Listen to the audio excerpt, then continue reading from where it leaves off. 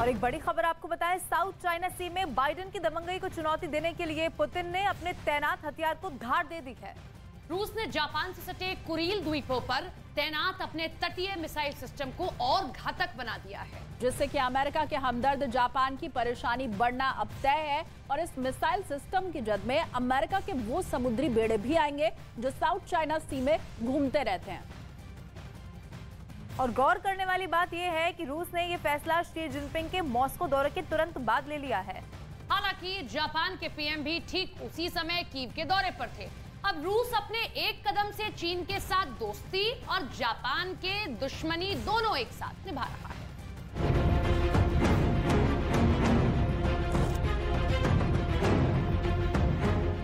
South China सी के विशाल समंदर में असली खिलाड़ी आ चुका है। नाम है व्लादिमीर पुतिन। जापान की नाक के नीचे तैनात रूसी मिसाइल सिस्टम को और ज्यादा खतरनाक बना दिया गया है, जिसे देखकर 12 मास जापान के पसीने छूटते रहेंगे। साउथ चाइना सी में अभी तक जापान, चीन और उत्तर कोरिया से ही खासा परेशान था, लेकिन अब रूस भी उसे परेशान करने चला आया है।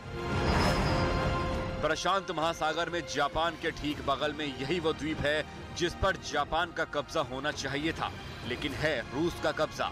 उत्तरी प्रशांत क्षेत्र के इस कुरील द्वीपों में से एक परमुशीर द्वीप पर रूस ने बेस्टियन तटीय रक्षा मिसाइल प्रणाली का एक डिवीजन तैनात किया था, जिसे अब और ज्यादा ताकतवर बना दिया गया है।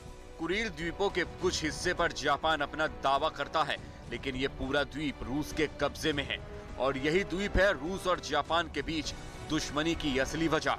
इस द्वीप पर रूस ने दूसरे विश्व युद्ध में कब्जा कर लिया था, तब से इस पर रूस का कब्जा बरकरार है।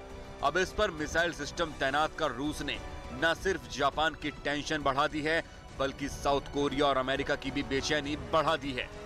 अब तक अमेरिका साउथ चाइना सी में चीन को आंखें दिखा रहा था।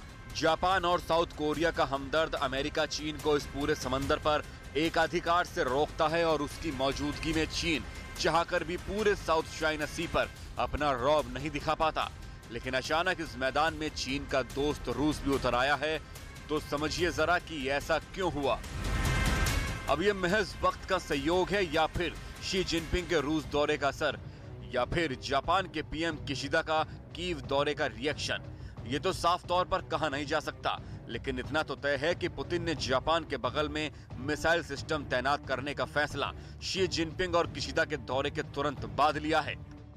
हो सकता है कि शी जिनपिंग ने साउथ चाइना सी से अमेरिका को खदेड़ने के लिए रूस का साथ मांगा हो और इसीलिए रूस ने कुरिल द्वीप पर मिसाइल सिस्टम तैनात कर दिया, या फिर जापान के पीएम के कीव दौरे से पुतिन का गुस्सा भड़क गया हो, जिसका जवाब देने के लिए